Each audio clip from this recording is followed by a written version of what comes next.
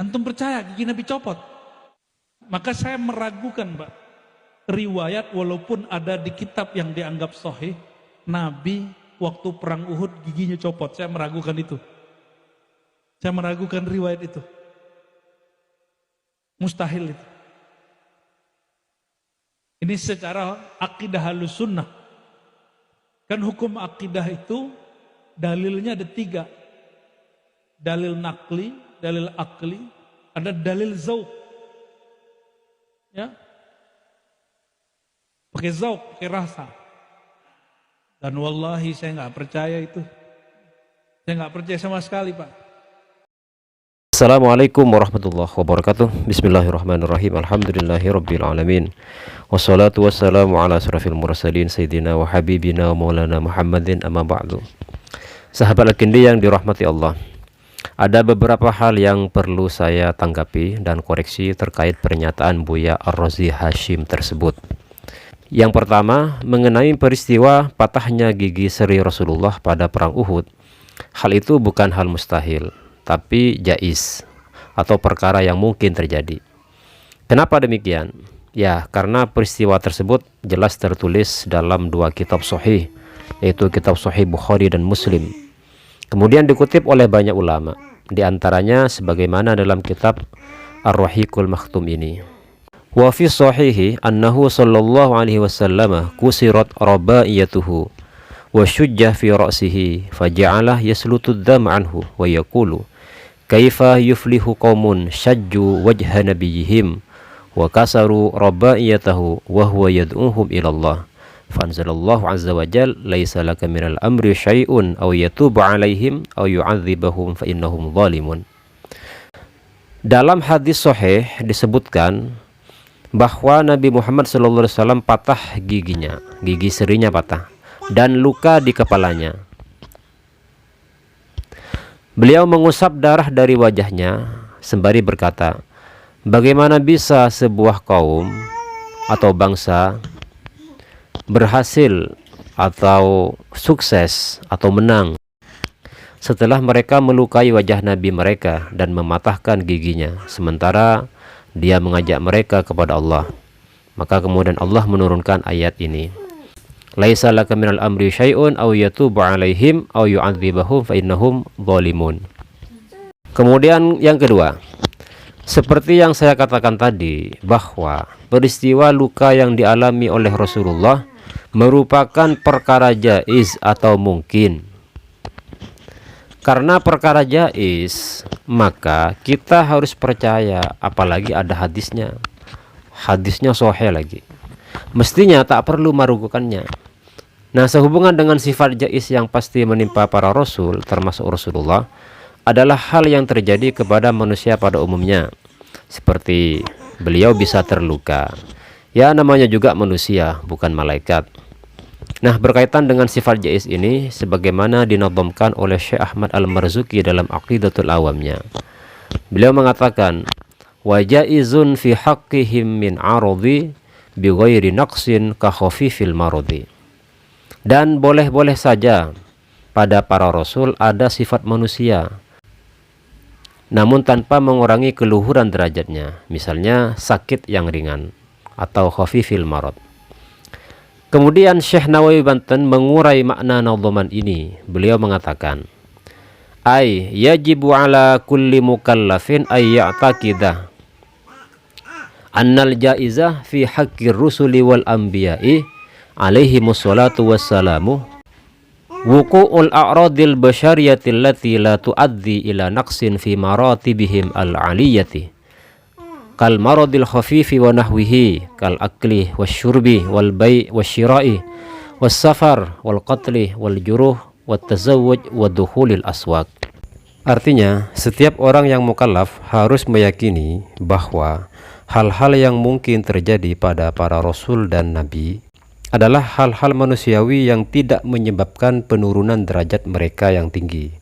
Semisal penyakit yang ringan dan semacamnya, seperti makan, minum, kemudian melakukan transaksi jual beli, bepergian, terbunuh, terluka, menikah, dan juga masuk ke pasar.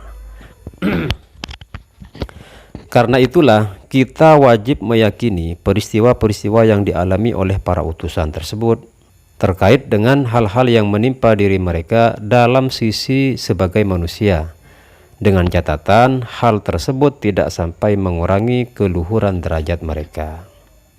Itu yang kedua. Kemudian yang ketiga, dalil dalam persoalan keyakinan atau akidah adalah dalil nakli dan akli. Ini yang umum. Hanya saja ada sebagian sufi yang dalam urusan keyakinannya menggunakan dzauq ya. Tapi yang perlu dicatat, hal itu hanya bagi mereka, yaitu para sufi, tidak yang lain, atau bagi para wali yang sudah mencapai makom tertentu. Dan juga maksud dzauq sufi itu tidak seperti apa yang dikatakan Buya Ar-Razi Hashim tersebut. Yang dikatakan Buya Ar-Razi Hashim tersebut itu sejatinya bukan dzauq, tapi persepsi pribadi, perasaan pribadi atau asumsi yang jelas tak ilmiah dan tak memiliki pondasi yang kuat karena hanya asumsi belaka ditambah melabrak dalil yang jelas-jelas sahih. Kemudian yang keempat, dzauq yang terjadi dan dialami oleh para sufi dan wali sebagaimana pernyataan Ibnu Ajibah berikut ini.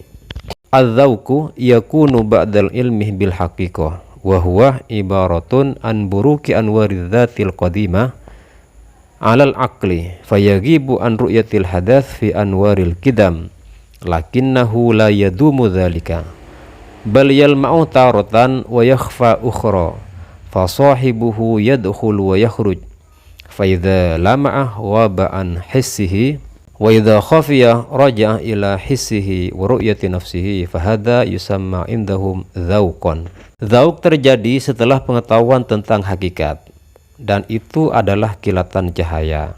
Kilatan cahaya esensi pada akal, sehingga seseorang menjadi tidak sadar. Namun ini tidak berlangsung terus-menerus atau tidak berlangsung lama. Kilatan cahaya itu muncul, ia menjadi tidak sadar. Dan cahaya itu hilang, ia kembali ke inderanya dan melihat dirinya sendiri atau sadar. Ini yang disebut dzauq.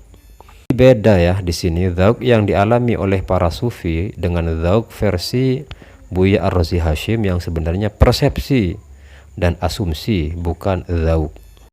Kemudian yang kelima, ketika para sufi mengalami dzauq tersebut, maka disitulah mereka hanya mencukupkan pada dzauq mereka tentang persoalan keyakinan mereka, kendati pun tanpa dalil nakli dan akli. Nah, sehubungan dengan ini, Ibnu Ajibah juga mengatakan, qad akhadha as-sufiyatu min hadad dinil qayyimi alladhi hadallahu ilaihi nabiyahu alaihi salatu wassalamu khulasatahu wa lubabahu fa akhadhu min aqaidi tauhid asyuhudah wal iyanah ala tariqi dzauq wal wujdan wa lam yaqna'u bid dalil wal burhan. Maksudnya begini, para sufi telah mengambil dari agama yang lurus ini yang Allah tunjukkan kepada para nabinya. Mengambil apa? Mengambil inti dan esensinya. Mereka mengambil dari akidah tauhid, kesaksian atau asyuhud, dan penglihatan langsung atau al-iyan melalui jalan dzauq dan perasaan, ai ala tariqi dzauqi wal wujdan. Dan mereka tidak puas dengan bukti dan argumentasi. Jadi dengan argumentasi logis atau dengan dalil itu para sufi nggak puas, inginnya langsung asyuhud wal iyan ala tariqid dzauq wal wujdan. Inilah yang disebut dengan dzauq bisa dijadikan sebagai acuan dalam akidah. Jadi bukan hanya persepsi sebagaimana ungkapan dari Buya Ar-Razi tersebut. Nah, sekian bantahan dari saya, semoga ini bermanfaat. Dan silakan yang mau juga membantah atau mengoreksi saya, silakan. Saya lapang dada untuk dikoreksi. Semoga bermanfaat. Wassalamualaikum warahmatullahi wabarakatuh.